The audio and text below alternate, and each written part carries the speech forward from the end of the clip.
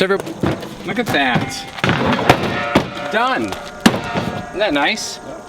So, Mike, thank you. I really appreciate it. No problem. So, you know we have a full schedule to do. Yeah. But while we're on the electrical situation, I have one more thing I need you to look at that I don't know what happened on the inside, but if you want to go inside, let's go take a look. All right.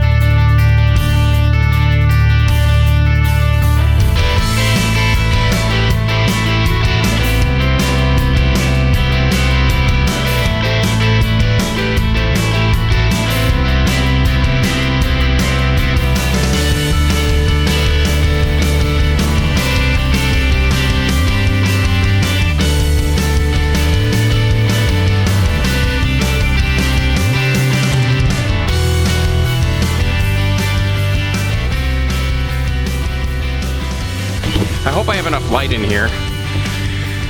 Yeah, I should. So, that right there, that plug. So what happened was, it cracked on the... Right where the ear holds it on. Yes.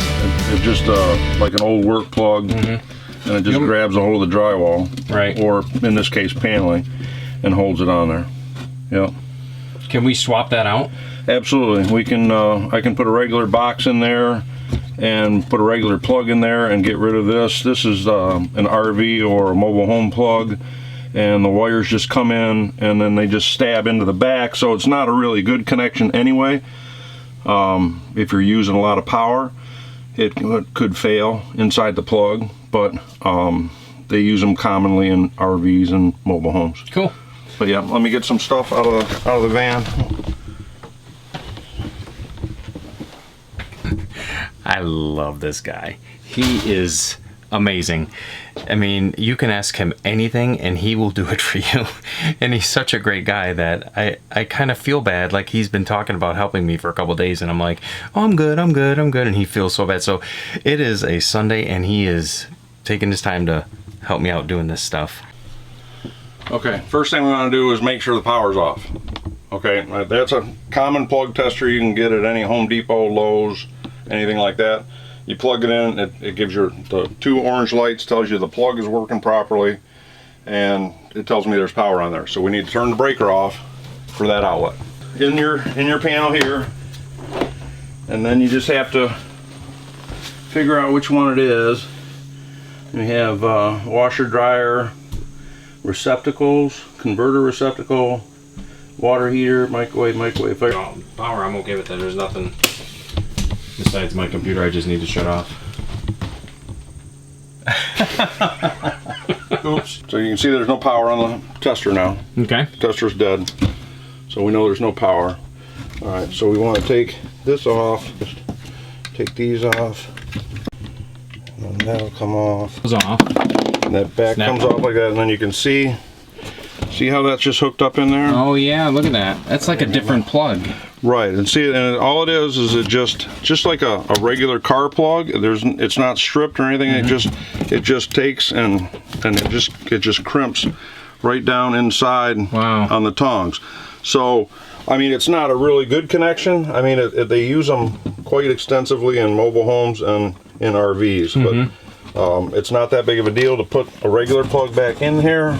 We're just going to make sure that the box, we're going to put a box like this. Oh, isn't that like a... It's a regular house box. We just have to make sure it fits in the hole. Doesn't quite fit in the hole. So we're gonna cut it open a little bit. Okay. Okay, now you're getting fancy. Okay. Now this is just a battery powered rotozip. So I can cut open the hole just a little bit more.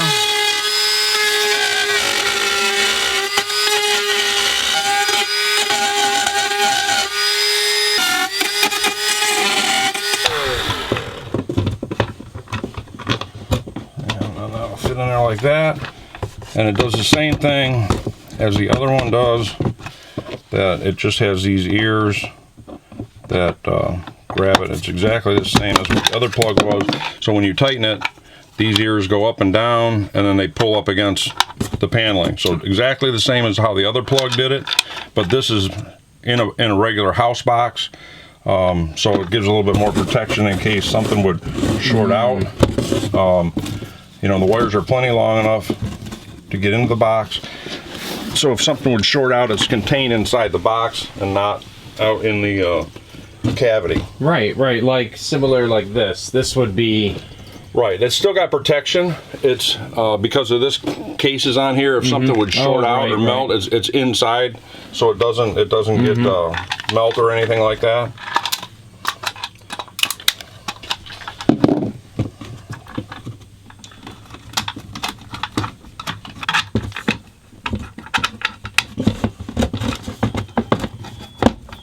Wow, look at that.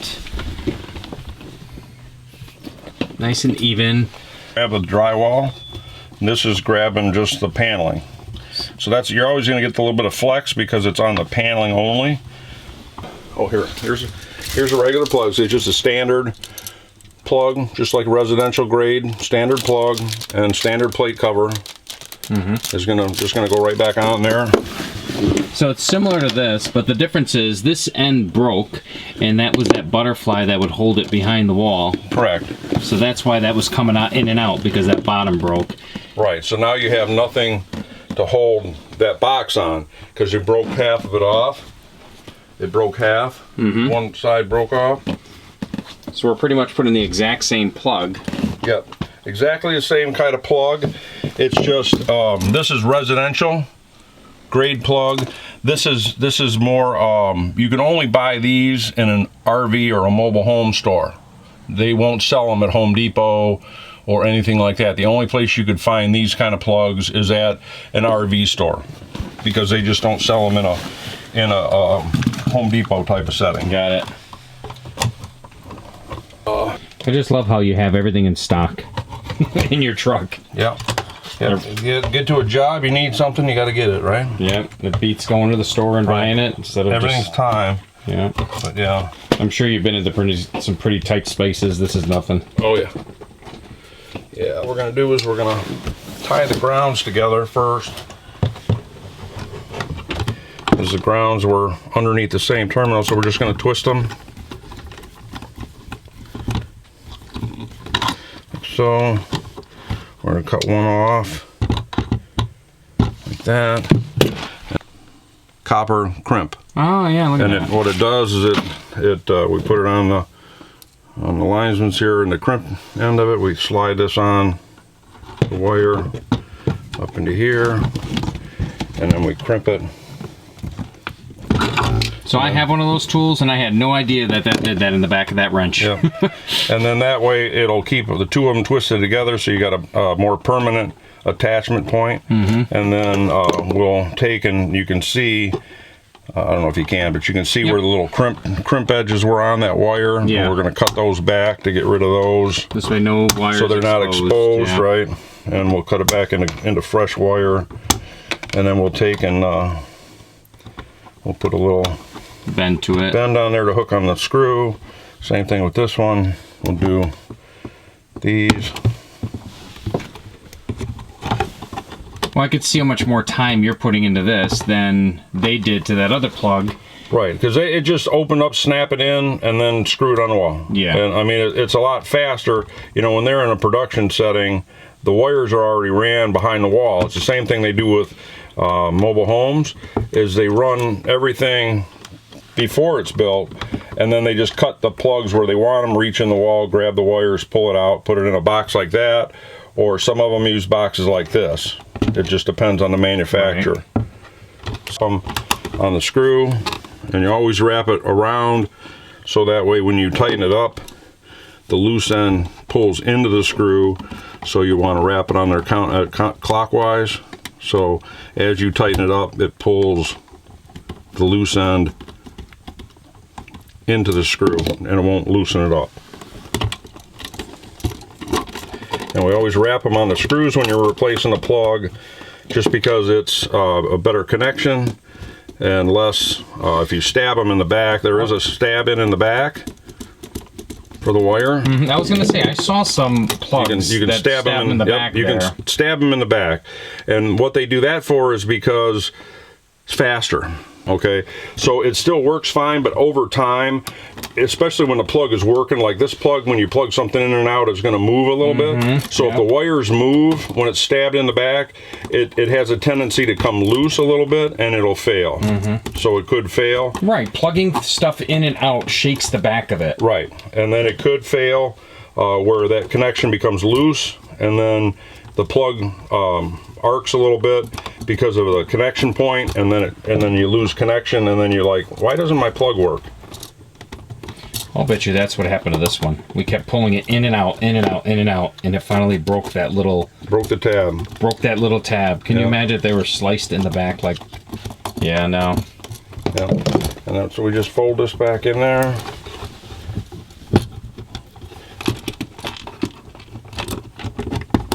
Like that.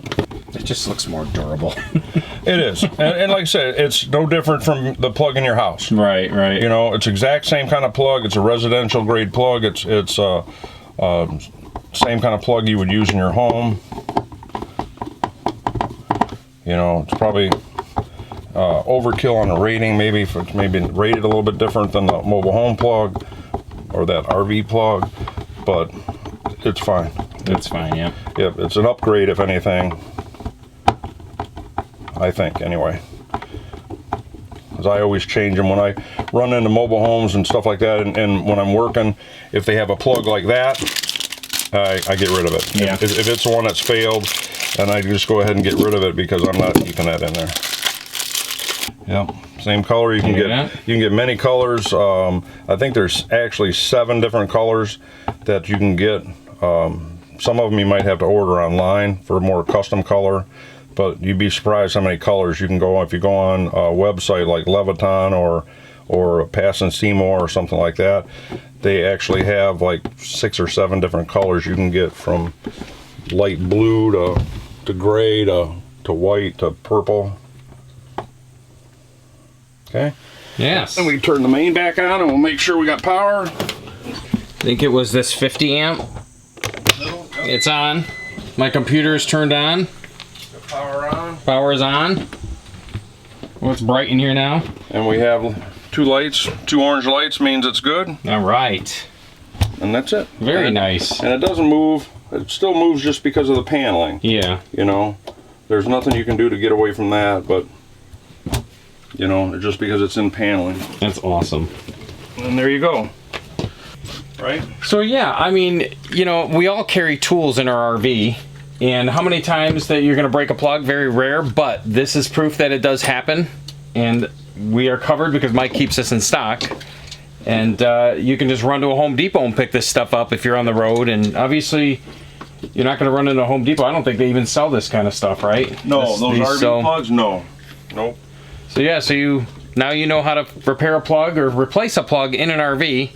And that's it. Yep. Sweet. Thank you, Mike. You're very welcome. I'm so thankful that he helped me. Hey, check him out at mjmelectric.net. If you're in the area and you need some electrical work or any help with your RV, any suggestion, email him. Go to his website, email him, or just give him a call. Mike, thanks a lot for helping. I really appreciate it. You're welcome. Guys, if you need any help in Ray, Michigan, Ray Township or Ray, Michigan? Ray Township, yeah. MJM Electric, I'm telling you, I mean, he's my brother-in-law. He's awesome, and I'm not just saying that because he's my brother-in-law, but he hooked me up twice today, one for the battery hookup and one for the plug that I surprised him with that just failed on me. So I want to say thank you. I really appreciate it from the bottom of my heart. Hey, if you have not subscribed, please do so by hitting that subscribe button, and go a step further, hit that bell, and we'll catch you guys in the next video. Now we get to go do my bearings. I didn't tell you the bearings? Yeah. See you guys. Bye now.